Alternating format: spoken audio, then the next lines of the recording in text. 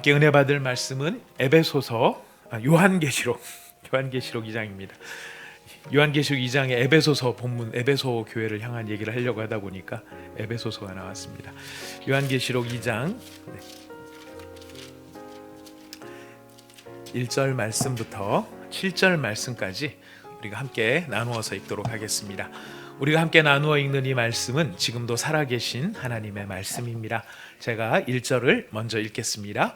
에베소 교회의 사자에게 편지하라. 오른손에 있는 7 별을 붙잡고 7 금촛대 사이를 거니시는 이가 이르시되, 내가 내 행위와 수고와 내 인내를 알고 또 악한 자들을 용납하지 아니한 것과 자칭 사도라 하되 아닌 자들을 시험하여 그의 거짓된 것을 내가 드러낸 것과 또 내가 참고 내 이름을 위하여 견디고 게으르지 아니한 것을 아노라.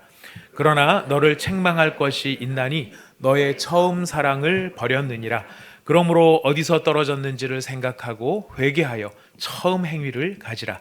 만일 그리하지 아니하고 회개하지 아니하면 내가 내게 가서 내 촛대를 그 자리에서 옮기리라. 오직 내게 이것이 있으니 내가 니골라 당의 행위를 미워하는도다. 나도 이것을 미워하노라. 함께 읽겠습니다. 귀 있는 자는 성령이 교회들에게 하시는 말씀을 들을지어다. 이기는 그에게는 내가 하나님의 낙원에 있는 생명나무의 열매를 주어 먹게 하리라. 아멘. 우리 주님께서 속히 오리라 하시는 약속의 말씀을 가지고 요한계시록 우리에게 복 주시기 위하여 이 말씀을 주셨습니다. 제가 지지난주에 속히 온다라고 하는 그 말씀이 그 빠른 시간 내에 온다라는 의미보다 뉘앙스가 언제 와도 이상하지 않다라는 그 말씀을 드린 적이 있습니다. 그러면서 이제 일본 쪽의 지진 이야기를 좀 말씀을 드렸는데, 어제 밤에 7.0 그 강진이 또 일본에 일어났다라고 하는 뉴스를 듣게 되었습니다. 문제는 그것이 지금 이걸로 끝나는 건지 아닌 그러면 전진인지 그다음 그 뒤에 더 큰 지진이 올 수도 있다라는 이야기를 계속 하고 있어서 참 여러모로 우리가 함께 걱정하지 않을 수가 없습니다. 그냥 어떤 한 나라가 당하는 큰 지진이 나면 한 나라의 문제가 아니라 다 연결되어 있기 때문에 다 서로 영향을 받을 수밖에 없는 이런 상황들이 있죠. 언제 일어나도 이상하지 않는 바로 그것이 속히 일어난다라는 말 속에 담겨 있습니다. 예수님께서 언제 오시더라도 이상할 것이 없는 그런 세대를 우리가 살아가고 있습니다. 그러한 때에 주께서 이제 요한을 통해서 우리에게 주신 이 말씀, 지금 네가 본 것과 현재 있는 일과 장차 될 일을 기록하여 전하라 말씀하셨습니다. 그래서 지금 2장부터 우리가 생각하는 7 교회의 이야기는 지금 예수님께서 하시는 일, 예수님이 어떤 일을 하고 계시는가를 우리에게 알려주고 계십니다. 우리가 이 말씀들을 한 교회 한 교회 생각하면서 우리 교회의 모습, 또 우리 각자 성도들의 신앙의 모습을 점검해 보면서 우리 하나님이 기뻐하시는 그런 교회, 하나님이 기뻐하시는 가정, 하나님이 기뻐하시는 성도로 우리가 주님 언제 오시든지 기쁨으로 맞이할 수 있도록 저희가 준비할 수 있는 그런 시간이 되었으면 좋겠습니다. 오늘 에베소서 2장 1절부터 7절 사이의 말씀에 첫 이야기는 예수님의 명령으로 시작합니다. 요한에게 주시는 명령이죠. 에베소 교회의 사자에게 편지하라 라고 명령하십니다. 예수님께서 각 교회에게 편지를 주실 때에 예수님 그 교회의 형편에 맞는 그 교회의 상황과 관련된 예수님의 모습을 진술하는 것으로 편지의 내용은 시작합니다. 에베소 교회를 향하여 주시는, 에베소 교회를 향해 가지고 계시는 예수님의 모습은 어떠한가? 오른손에 있는 7 별을 붙잡고 7 금촛대 사이를 거니시는 이라고 자기 자신을 소개하고 있습니다. 오른손에 7 별을 쥐었다. 그리고 7 금촛대 사이를 지금 거닐고 계신다. 예수님께서 교회의 주권자라는 의미를 가지고 계시고 금촛대 사이를 거니신다라고 하는 것은 금촛대가 7 교회의 상징이라고 말씀을 드렸습니다. 그 교회들을 돌보고 계시고 그 교회들이 계속해서 잘 불탈 수 있도록 촛대의 역할을 감당할 수 있도록 그들을 돕고 계시고 다듬고 계시는 바로 그 모습이 7 금촛대 사이를 거니시는 모습으로 나타납니다. 예수님께서 이런 주권이 있으시기 때문에 일곱 별을 붙잡으실 수가 있고 붙잡고 계시고 일곱 금촛대 사이를 거닐고 계시기 때문에 나중에 이 에베소 교회의 책망에 관련된 부분에서 경고하실 때 그 촛대를 옮길 수 있다. 왜냐하면 내가 그 주권을 가지고 있기 때문에 내 권세에 속한 것이기 때문에 그 촛대를 내가 옮길 수 있다라는 말씀과 연결이 됩니다. 지금 에베소 교회 예수님께서는 바로 이렇게 교회의 머리가 되시고 주권자가 되신다라고 하는 것을 예수님이 먼저 선포하시고 이야기를 하십니다. 그리고 에베소 교회에게 예수님께서 메시지를 2절부터 6절까지 에베소 교회를 향한 메시지를 주고 있습니다.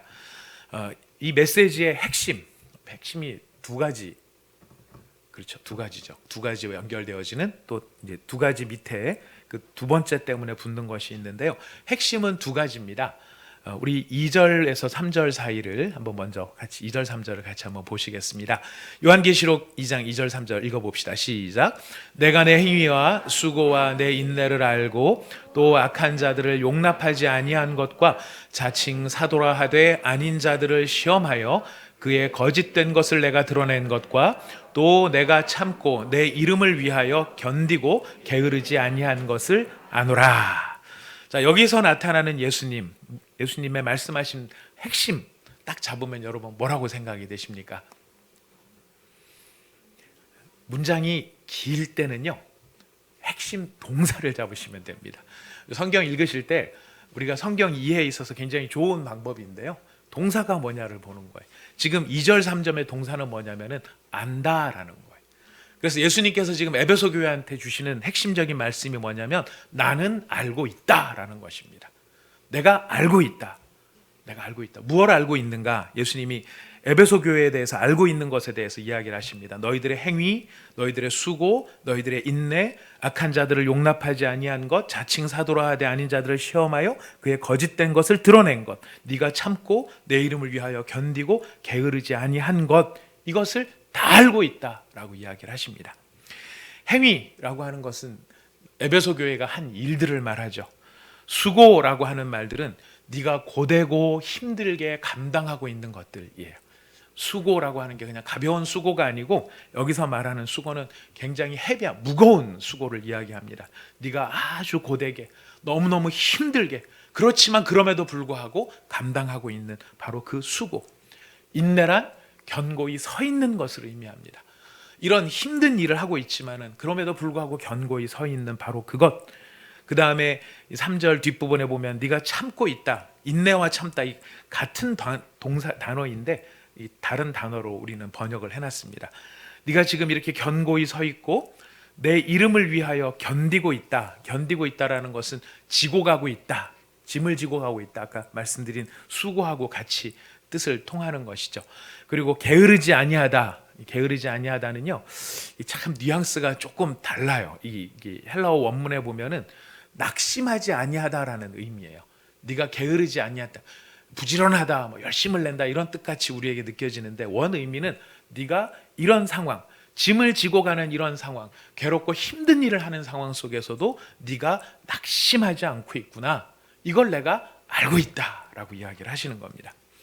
이런 것은 태도에 관련된 문제고요.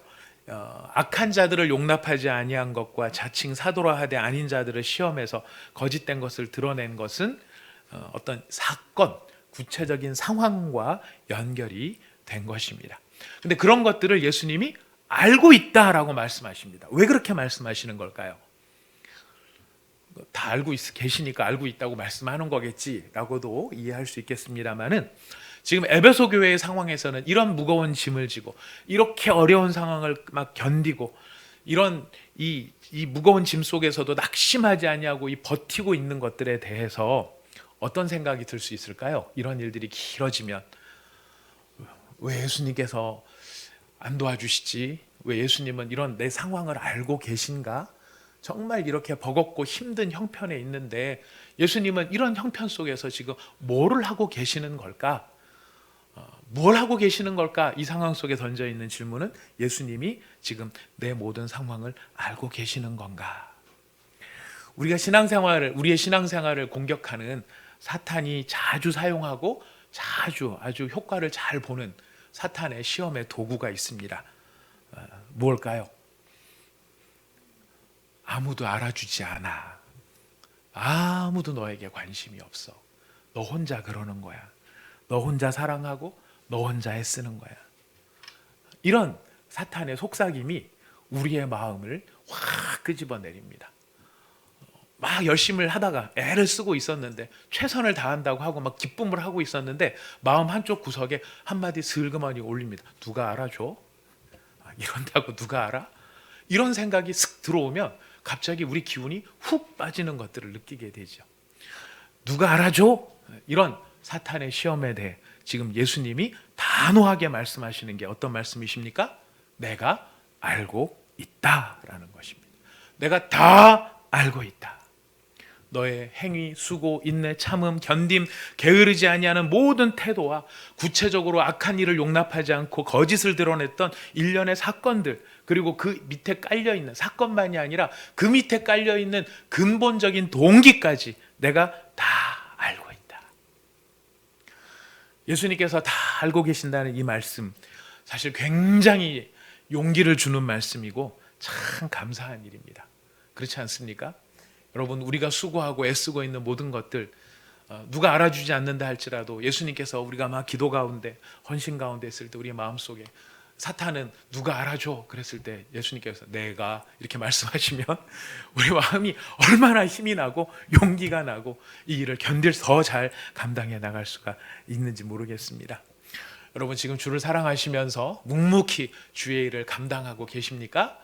여러분, 그러시리라고 생각합니다. 그 주의 일은 교회 일뿐만이 아니죠. 교회에 나와서 하는 여러 가지 일들도 있습니다.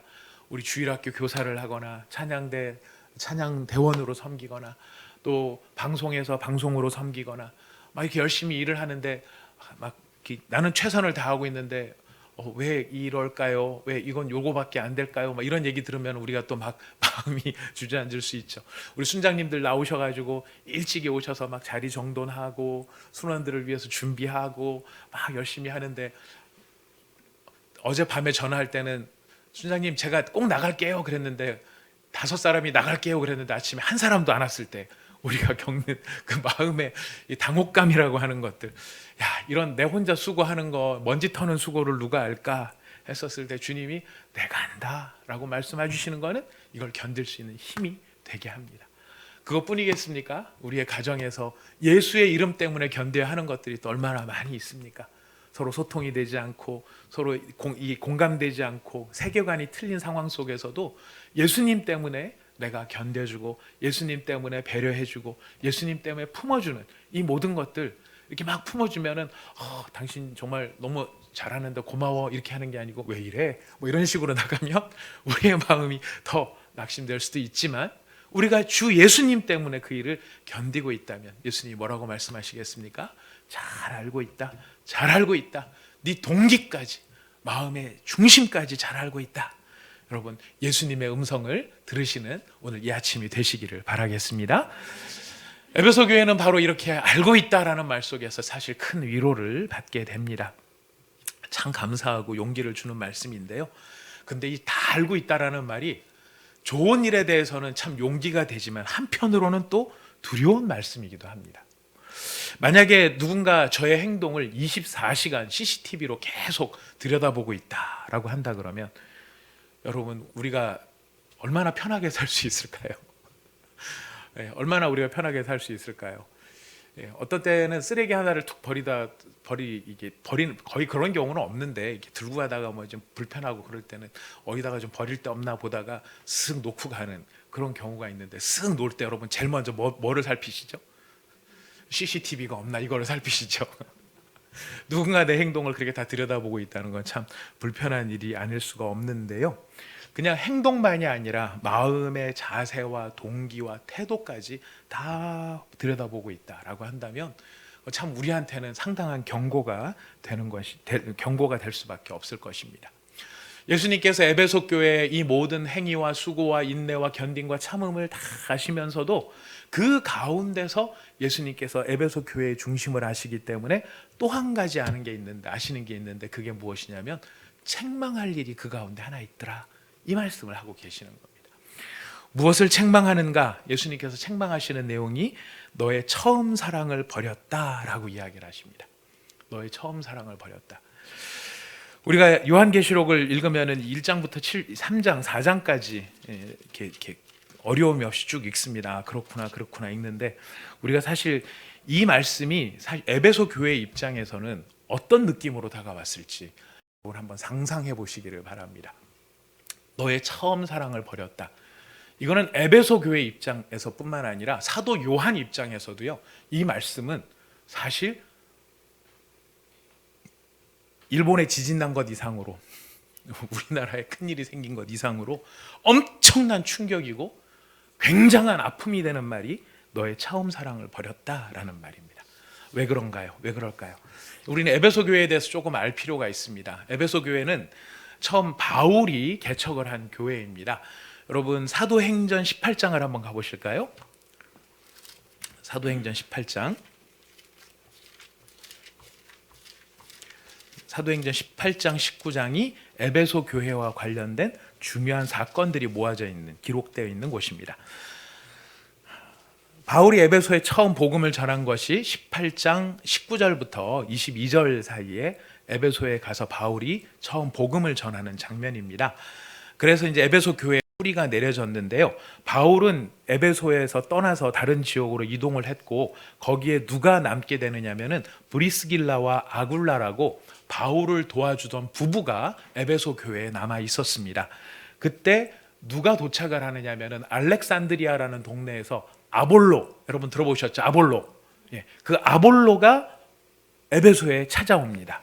18장 24절에 보면 나오는 이야기입니다. 18장 24절에 보면 알렉산드리아에서 난 아볼로라 하는 유대인이 에베소에 이르렀다. 이 아볼로는 굉장히 언변이 좋고 성경에 능통한 사람이었습니다. 하지만 성경에 아주 능통하고 예수에 관한 것을 열심히 가르치는데 문제는 요한의 세례만 알고 있었다라고 성경은 말합니다. 바로 이 아볼로를 데려다가 누가 교육시키느냐면은 브리스길라와 아굴라가, 이 부부가 아볼로를 더 자라날 수 있도록, 예수에 대해서 더 잘 알 수 있도록 그렇게 도와줍니다. 이게 28절까지의 말씀입니다. 이렇게 에베소에 있는 교회가 브리스길라와 아굴라, 아볼로 이런 사람들에 의해서 토대가 닦여지고 있었는데 바울이 두 번째 에베소를 찾아옵니다. 그때 아주 놀라운 일이 벌어집니다. 이게 19장인데요. 여러분 19장 1절부터 7절 같이 한번 읽어보겠습니다. 시작. 아볼로가 고린도에 있을 때에 바울이 윗지방으로 다녀 에베소에 와서 어떤 제자들을 만나 이르되 너희가 믿을 때에 성령을 받았느냐? 이르되 아니라 우리는 성령이 계심도 듣지 못하였노라. 바울이 이르되 그러면 너희가 무슨 세례를 받았느냐? 대답하되 요한의 세례니라. 바울이 이르되 요한이 회개의 세례를 베풀며 백성에게 말하되 내 뒤에 오시는 이를 믿으라 하였으니 이는 곧 예수라 하거늘 그들이 듣고 주 예수의 이름으로 세례를 받으니 바울이 그들에게 안수하매 성령이 그들에게 임하심으로 방언도 하고 예언도 하니 모두 12사람쯤 되니라. 아멘. 이제 바울이 두 번째 에베소에 찾아온 겁니다. 근데 여기 와가지고 성령이 임하였느냐 물어보니까 요한의 세례밖에 모른다라고 이야기를 하니까 바울이 안수를 합니다. 그때 성령이 에베소 교회에 본격적으로 임하시기 시작합니다. 우리의 표제로 말하면 뭘까요? 생기가 불어넣어져서 에베소 교회가 생명이 되는 역사가 그 당시에 일어난 것이. 에베소 교회의 진정한 성령의 충만함이 임하게 되었을 때에 그 성령의 충만함과 함께 그것으로 끝난 게 아니고 바울이 거기서 지속적으로 말씀 사역을 합니다. 여러분 한 가지 기억하셔야 될 것이 이 에베소라고 하는 도시가 지금은 터키에 있습니다. 그 소아시아 지방이라고 하는 그 지방이 터키 지역인데 그 지역에서 제일 큰 도시가 에베소예요. 에베소가 굉장히 문화적으로도 융성하고 아주 그냥 굉장히 중심 도시로서의 역할을 잘합니다. 지금도 가면 유적지가 있는데 지금 바울이 이 성령 세례가 임한 다음에 성령의 충만함을 받고 난 다음에 2년 3개월 동안 두란노 서원이라고 하는 데서 말씀을 가르쳤습니다. 두란노 서원은 한국에 있는 거 아닙니다. 기독교 출판사가 두란노 서원이 아니고 에베소에 있는 두란노 서원인데요. 지금 혹시 그 사진을 좀 보여주실 수 있나요? 우리 영상으로 보시면, 영상이 아니고 사진 한 컷인데 이 두란노 서원이라는 데가 지금 유적지로 남아 있습니다. 그 사진을 잠깐 보도록 하겠습니다. 여러분 잘 보이세요? 예. 여기 사람이 요만해요. 여기 사람이 한 사람이 있는데 요만해요. 그러니까 사이즈가 대충 어린이 짐작이 되시죠? 된다고 해주십시오. 네. 자, 이렇게 큰 도서관이 있었어요. 그 도서관에서 2년 3개월 동안 지금 바울이 말씀을 강론했습니다. 성령이 임하셨죠? 말씀을 강론하셨죠? 자, 그러니까 이제 그 가운데 어떤 역사가 일어났는가? 여러분 11절 말씀, 19장 11절 말씀을 보겠습니다. 11장 19절 말씀 시작. 하나님이 바울의 손으로 놀라운 능력을 행하게 하시니 심지어 사람들이 바울의 몸에서 손수건이나 앞치마를 가져다가 병든 사람에게 얹으면 그 병이 떠나고 악기도 나가더라. 얼마나 지금 이 성령께서 강력하게 역사를 하시는지요. 바울이 쓰던 물건만 가져다 갖다 줘도 병이 떠나갈 정도로 엄청나게 강력한 성령의 역사가 일어난 것이에요. 근데 성령의 역사가 이렇게 일어나니까 신기한 일이 일어났다, 이걸로 끝나는 게 아니라 결론은 이렇게 갑니다. 17절부터 20절입니다. 같이 읽겠습니다. 17절부터 20절 시작. 에베소에 사는 유대인과 헬라인들이 다 이 일을 듣고 두려워하며 주 예수의 이름을 높이고 믿는 사람들이 많이 와서 자복하여 행한 일을 알리며 또 마술을 행하던 많은 사람이 그 책을 모아가지고 와서 모든 사람 앞에서 불사르니 그 책값을 계산한 즉 은 5만이나 되더라. 이와 같이 주의 말씀이 힘이 있어 흥왕하여 세력을 얻으니라. 자, 이런 성령과 말씀의 역사가 일어나니까 그 결과가 뭐냐면 변화가 일어나는데, 그 변화의 핵심이 무엇입니까?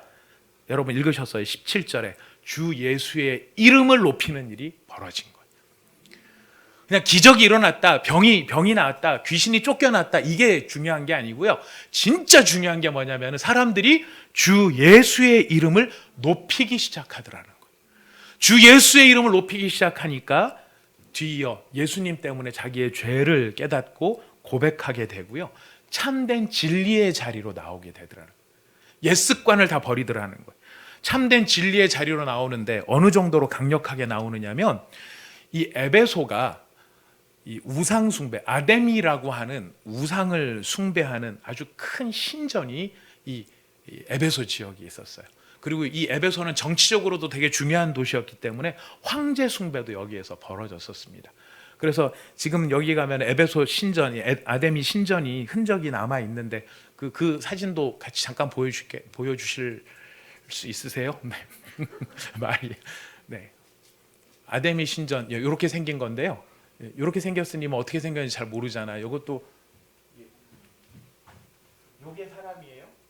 요만한 게 사람이에요. 요만한 게 얼마나 이게 높은지 아시겠죠? 이 보건도를 보면은, 보건도도 아마 준비가 돼 있는 걸로 알고 있습니다. 예, 저렇게 생긴 엄청나게 큰 신전이 저기에 있었어요. 근데 저기 저런 신전이 있다 보니까 종교적인 마술 행위가 막 일어났는데, 이 마술 책들을 이 사람들이 버린 거예요. 예수를 만나고 보니까 이게 다 가짜다. 버렸는데 얼마나 버렸다고 그렇습니까? 은 5만. 은 한 개가 얼마의 가치냐면 노동자의 하루 품삯이에요. 5만 개라고 하는 것은 한 사람의, 제가 계산해 봤습니다, 137년치 연봉이에요. 만약 우리가 지금 한 하루 일해서 10만 원을 받는다면 50억 원을 말하는 거예요. 그러니까 50억 원어치의 책을 그 자리에서 불태워버린 거예요. 돈이 아깝지 않아서요? 뭘 발견했기 때문입니까? 진리를 발견해요. 예수만이 참 진리라는 사실을 발견하니까 돈 50억 원이 아깝지가 않은 거예요. 그것도 다 가짜라는 것에 대해서 밝힌 거예요. 이런 놀라운, 여러분, 악한 모든 것이 다 불타버리니 세상의 종말의 예고편과 같은 거예요. 에베소 교회에서 나타났던 영광이죠. 예. 그런데 이렇게 해서 놀라운 기적이 일어나니까 반작용이 일어났습니다. 어떤 사람이 반작용을 일으켰냐면, 아데미 여신의 우상을 만들어서 팔아먹던 사람들이 직업이 없어져 버린 거예요. 그래서 이 데메드리오라고 하는 사람이 이제 막 선동을 일으켜 가지고 이 바울이 이 아데미를 모욕했다, 이래 가지고 소란이 생긴 거예요. 그래갖고 19장에 남아있는 부분이 뭐냐면 이 소란에 대한 부분인데, 이 사람들이 막 선동이 돼가지고 진리를 깨달은 사람들은 막 가짜 책을 불태우고 너무너무 은혜롭게 지내는데, 아직 그 예수를 만나지 못한 사람들은 아데미 우상이 자기네들의 프라우드한 면이기 때문에 이거를 모욕했다라는 것 때문에 선동이 돼가지고 몰려들어가지고 막 소란을 일으킨 겁니다. 그래서 어디에 다 모여들었냐면은 에베소에 있는 연극장이라고 되어 있습니다. 이제 사도행전 19장이 뭐 연극장이라고 되어 있는데, 이 에베소에는 극장이 두 개가 있어요. 큰 극장이 하나가 있고 작은 극장이 하나가 있어요. 큰 극장에 모였어요. 큰 극장 잠깐 보시겠습니다. 제가 왜 보여드리냐면 규모를 좀 알기 위해서. 예. 자, 이만한데 사람이 요만해요. 사람이 요만해요. 저도 저기는 가봤거든요. 가봤는데 참 놀라운 것이 음향 시설이 하나도 갖추어져 있지 않은데 저 밑에서 말을 하니까 저 뒤까지 다 소리가 들려요. 저기 정원이 2만 명입니다. 여러분, 우리 그 예술의 전당 대강당이 몇 석 들어가나요? 김여령 집사님. 박소연 집사님 계셔야 되나요? 많이 들어갑니다만 2만 명까지는 못 들어가요. 그죠? 제가 알고 2만 명 못 들어가는데, 지금 에베소에는 2만 명이 들어가서 연극을 볼 수 있는 만큼의 도시 쌓여진 거예요. 저기에서 이제 막 소동이 일어난 겁니다. 뭐 아데미, 에베소의 아데미여 막 이러면서. 그래서 이제 이런 소동을 일으킬 만큼, 이 얘기는 무슨 뜻입니까? 이 에베소라는 도시 전체가 예수 그리스도로 말미암아 이런 놀라운 변화의 역사를 체험하고 있었다라는, 어마어마한 일을 했던 것이죠. 근데 에베소가 이렇게 어마어마한 일을 한 것 때문에 유명하냐? 사실 이것도 보통 일이 아니죠. 뭐 바울이 쓰던 손수건만 갖다 놔도 귀신이 물러날 정도면은 진짜 강력한 성령의 역사인데, 사실 에베소의 진정 에베소의 정체성은, 진정한 정체성은 이런 능력이 아니었어요. 진짜 에베소가 유명했던 이유는 따로 있었습니다. 무엇일까요? 에베소서를 가봐야 됩니다. 이거는 우리 에베소서 1장이에요. 진짜 에베소가 유명했던 이유는 에베소서 1장이에요. 자, 1장 15절 말씀, 16절 말씀 같이 읽어보도록 하겠습니다. 에베소서 1장 15, 16절 시작. 이로 말미암아 주 예수 안에서 너희 믿음과 모든 성도를 향한 사랑을 나도 듣고 내가 기도할 때에 기억하며 너희로 말미암아 감사하기를 그치지 아니하고. 자, 지금 에베소 교회를 향한 에베소 교회의 소문을 바울이 들은 거예요. 에베소 교회에 뭐가 넘친다? 너희들의 믿음에 대해서 들었고 내가 너희들의 사랑에 대해서 들었다.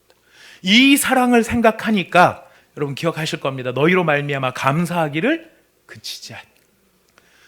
사도 바울이 한두 번이 아니고 매번 기도할 때마다 에베소 교회만 생각하면 감사가 넘치는 거예요. 그들의 믿음과 그들의 무엇 때문에? 사랑 때문에. 에베소 교회가 진짜 유명했던 것은 그 교회는 사랑으로 충만했던 교회였다는 것이.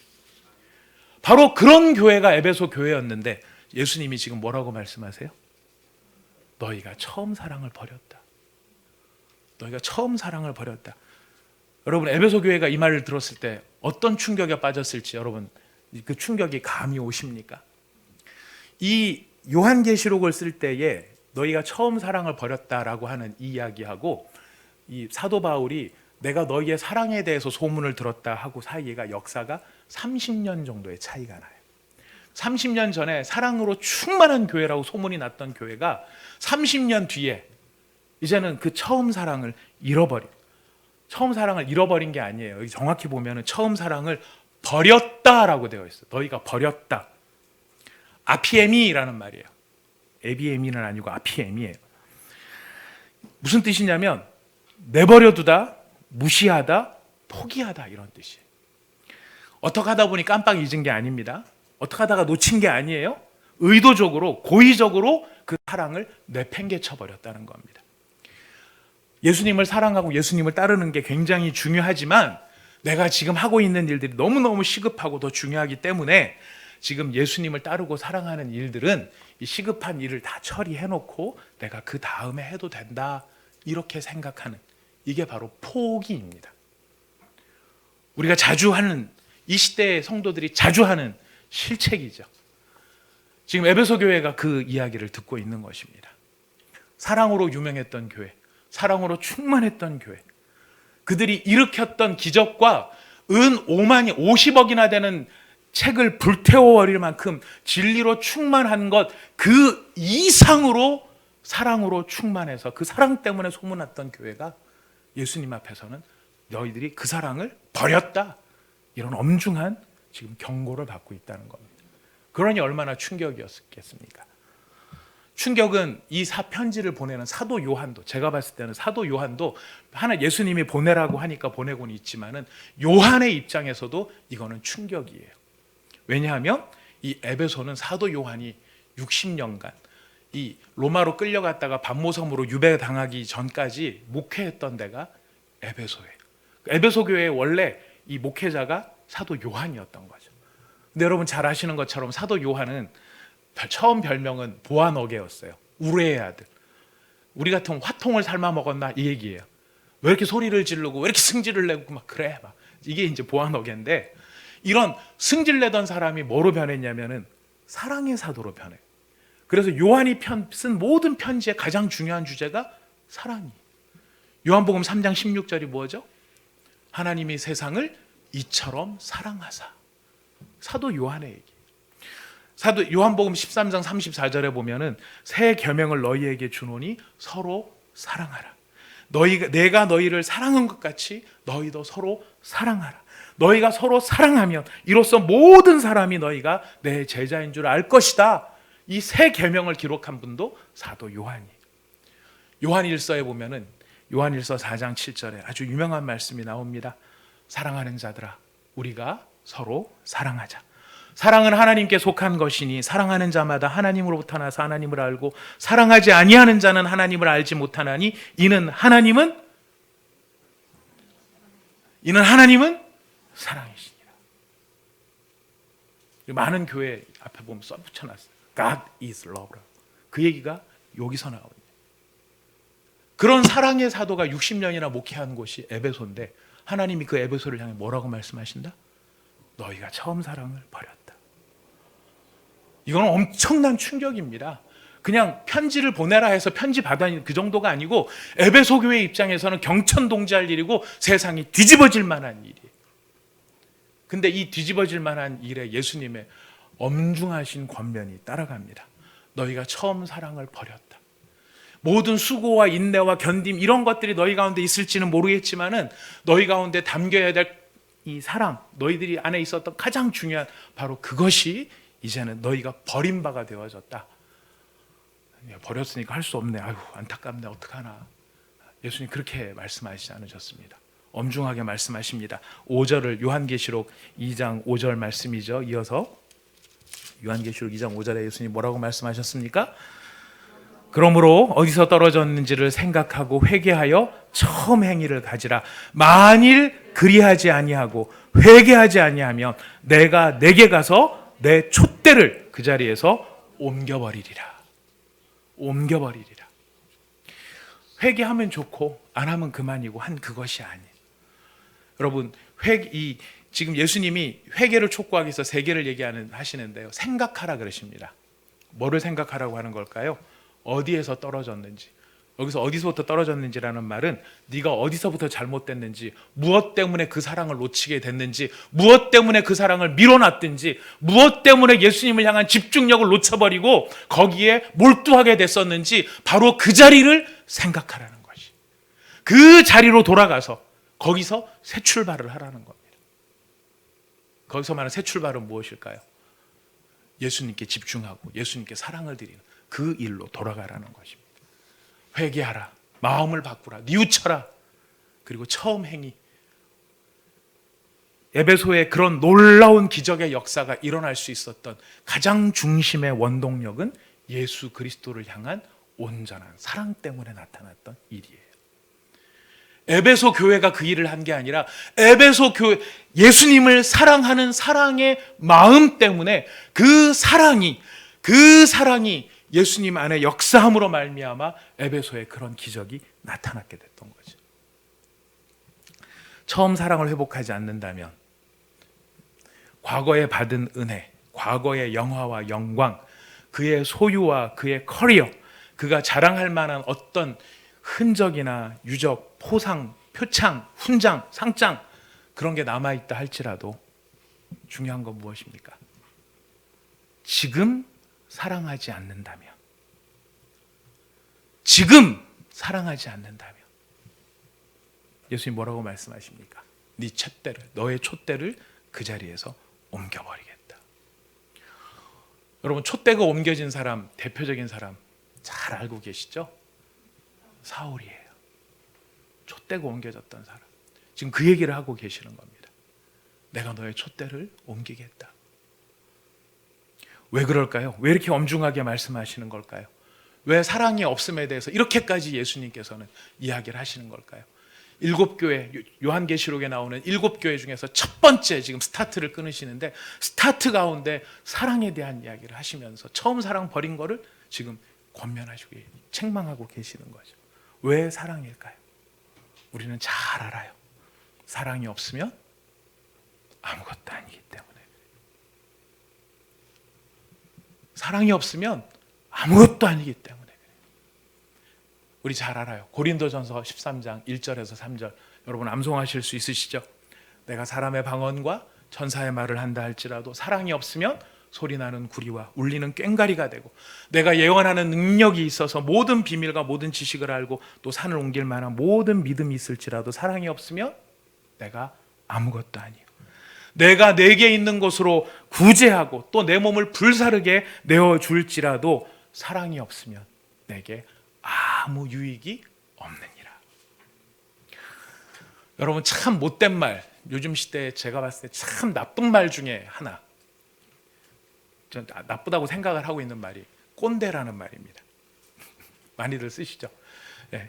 꼰대라는 말을 제가 왜 싫어하느냐면, 뉘앙스는 알아요. 왜 그런 말을 하는지는 알지만은 이 꼰대라는 말 한마디 때문에 너무나 중요한 연륜과 가치와 소중한 경험과 지혜가 한꺼번에 다 믹싱이 돼가지고 쓸데없는 것처럼, 괜한 것처럼 조롱을 당한다는 거예요. 그래서 꼰대라는 말이 참 싫어요.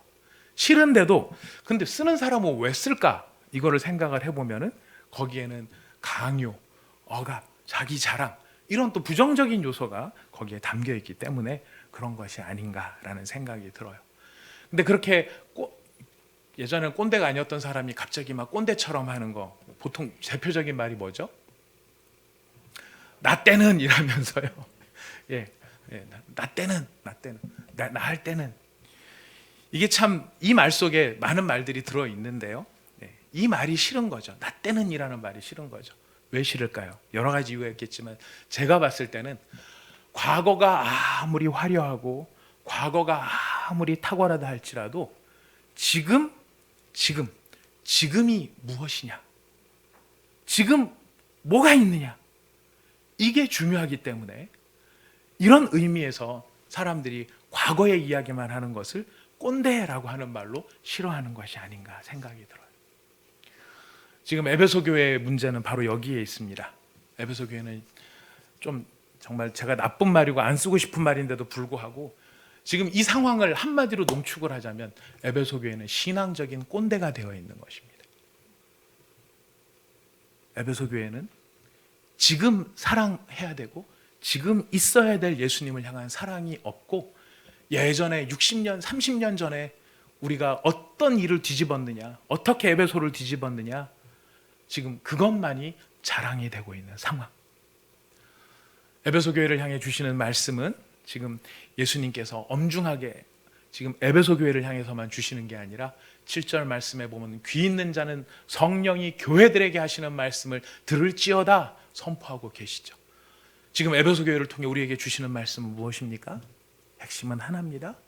지금 살아있느냐, 지금 예수님을 사랑하느냐, 지금 예수님께 집중되어 있느냐, 지금 그 예수님을 붙잡고 있느냐? 그리고 지금 그 예수님과 동행하고 있느냐? 마지막 결론입니다.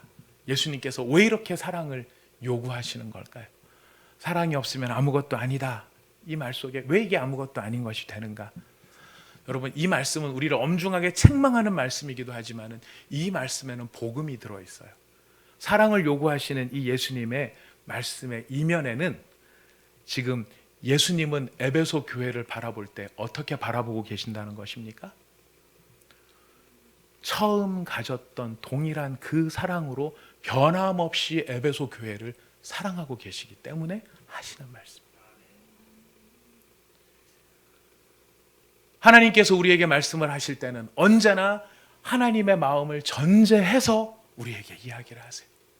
그들이 책망을 받는 이유가, 첫사랑을 버렸다고 책망을 받는 이유는 예수님의 첫사랑은 변하지 않고 있기 때문이라는 사실을 우리에게 이야기해 주고 계십니다. 여러분은 이 코로나의 시대에 어디를 향해, 무엇을 향해 달려가고 계십니까? 그리고 그 일을 향해 달려가고 계신 여러분의 마음속에 예수님은 어떤 자리에 계십니까? 여러분에게 예수님은 지금 어떤 위치에 계십니까? 여러분들이 과거에 받았던 은혜와 감격과 감사, 아무것도 없어도 괜찮습니다. 아무것도 없어도 괜찮습니다. 오직 예수님만 나와 함께 계신다면 저는 어떤 상황이라도 괜찮습니다. 23살짜리 어떤 청년이 기도원에 가서 울부짖었던 기도의 내용이고, 감격의 내용이고, 희열의 내용이고, 하나님을 향해, 예수님을 향해 드렸던 사랑의 고백입니다. 예수님은 그 청년에게 이 말씀을 준비하면서 다시 이야기를 하셨습니다. 너의 처음 사랑 그대로인가? 너는 여전히 나 하나로 만족할 수 있는가? 너는 여전히 지금 나를 사랑하고, 너는 지금 나와 동행하고, 너는 지금 나로 충분한가? 오늘 이 아침에 우리가 함께 예수님의 이 질문을 받으며 예수님을 향해 그렇습니다, 그렇습니다, 아멘, 저는 예수님 한 분으로 충분합니다 고백할 수 있는 우리 온사랑의 교회 모든 교우들이 되실 수 있기를 부탁드리겠습니다. 우리 함께 기도합시다. 이 시간 오늘 각자에게 주신 말씀을 붙잡고 여러분에게 주신 깨달음들을 가지고 하나님 앞에 함께 한 1, 2분 같이 기도하도록 하겠습니다. 하나님 아버지 감사합니다.